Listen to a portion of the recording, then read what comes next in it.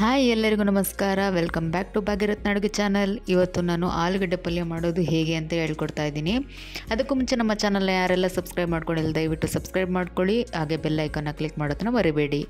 ಈಗ ಮೊದಲಿಗೆ ಸ್ಟವ್ ಅನಿಸಿ ಒಂದು ಬಾಣಲೆನ ಇಟ್ಕೊಂಡಿದ್ದೀನಿ. ಅದಕ್ಕೆ 3 ಟೇಬಲ್ ಸ್ಪೂನು ಎಣ್ಣೆನ ಹಾಕ್ಕೊಳ್ತಾ ಇದ್ದೀನಿ. ಎಣ್ಣೆ ಬಿಸಿ ಆದಮೇಲೆ ಅರ್ಧ ಟೀ ಸ್ಪೂನು ಸಾಸಿವೆ ಹಾಕ್ಕೊಳ್ತಾ ಇದ್ದೀನಿ. ಸಾಸಿವೆ ಸಿಡಿತಾ ಇದೆ ಅನ್ನೋವಾಗ 1 ಸ್ಪೂನು ಕಡಲೆಬೇಳೆ, 1 ಸ್ಪೂನು ಉದ್ದಿನಬೇಳೆನ ಹಾಕ್ಕೊಂಡು ಚೆನ್ನಾಗಿ ಫ್ರೈ ಮಾಡ್ಕೊಳ್ತಾ ಇದ್ದೀನಿ. ಕಡಲೆಬೇಳೆ ಉದ್ದಿನಬೇಳೆ ಎರಡೂ ಬ್ರೌನಿಷ್ ಆಗಬೇಕು, ಅಲ್ಲಿವರೆಗೂ ಫ್ರೈ ಮಾಡ್ಕೊಳ್ತೀನಿ.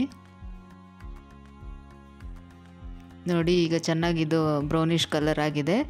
ಈಗ 1 ಈರುಳ್ಳಿನ ಉದ್ದುದ್ದಕ್ಕೆ ಕಟ್ ಮಾಡ್ಕೊಂಡಿದ್ದೀನಿ, ಅದನ್ನು ಹಾಕ್ಕೊಳ್ತಾ ಇದ್ದೀನಿ. ನೀವು ಬೇಕಿದ್ದರೆ ಸಣ್ಣದಾಗಿ ಕಟ್ ಮಾಡಿ ಹಾಕ್ಕೊಳ್ಬೋದು, ಬಟ್ ಉದ್ದುದ್ದ ಕಟ್ ಮಾಡಿ ಹಾಕ್ಕೊಂಡ್ರೆ ತುಂಬ ಟೇಸ್ಟಿಯಾಗಿರುತ್ತೆ, ಚೆನ್ನಾಗಿರುತ್ತೆ. ಈ ಈರುಳ್ಳಿನೂ ಕೂಡ ಚೆನ್ನಾಗಿ ಫ್ರೈ ಮಾಡ್ಕೊಳ್ಳೋಣ. ಈ ಆಲೂಗಡ್ಡೆ ಪಲ್ಯ ಮಾಡೋದು ತುಂಬಾ ಸುಲಭ, ಈಸಿಯಾಗಿ ಮಾಡ್ಕೊಳ್ಬೋದು.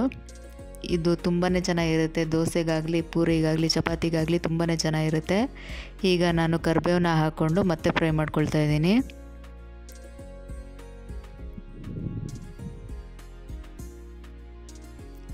ಈಗ 5 ಹಸಿಮೆಣಸಿನ್ಕಾಯಿನ ಉದ್ದುದ್ದಕ್ಕೆ ಕಟ್ ಮಾಡಿ ಹಾಕ್ಕೊಳ್ತಾ ಇದ್ದೀನಿ. ನಿಮಗೆ ಖಾರಕ್ಕೆ ಎಷ್ಟು ಬೇಕೋ ಅಷ್ಟು ಹಾಕ್ಕೊಳ್ಬೋದು. ಮತ್ತು ಫ್ರೈ ಮಾಡ್ಕೊಳ್ಳೋಣ.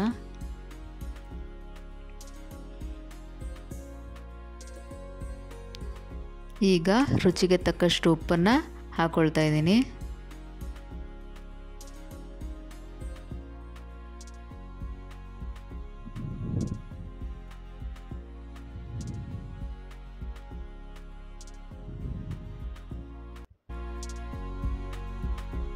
ಈಗ ಚೆನ್ನಾಗಿ ಮಿಕ್ಸ್ ಆದಮೇಲೆ ಅರ್ಧ ಟೀ ಸ್ಪೂನು ಅರಿಶಿನ ಹಾಕ್ಕೊಳ್ತಾ ಇದ್ದೀನಿ. ಇವಾಗ ಚೆನ್ನಾಗಿ ಮಿಕ್ಸ್ ಮಾಡ್ಕೊಳ್ಳೋಣ.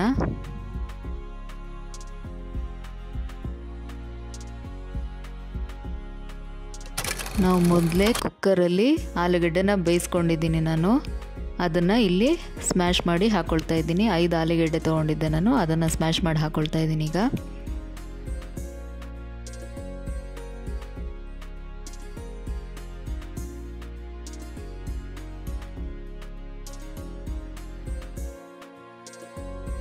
ಇದನ್ನು ಚೆನ್ನಾಗಿ ಮಿಕ್ಸ್ ಮಾಡ್ಕೊಳ್ಳೋಣ.